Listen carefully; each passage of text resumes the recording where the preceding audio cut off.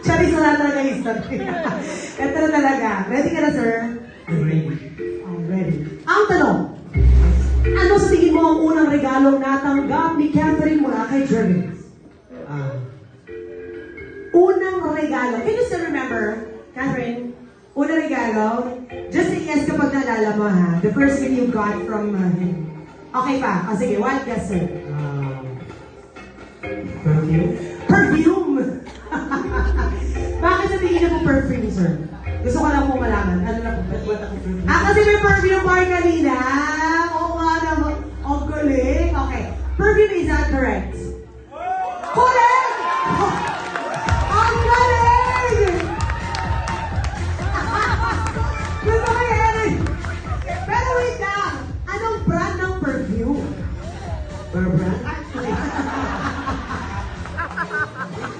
Gusto ko to!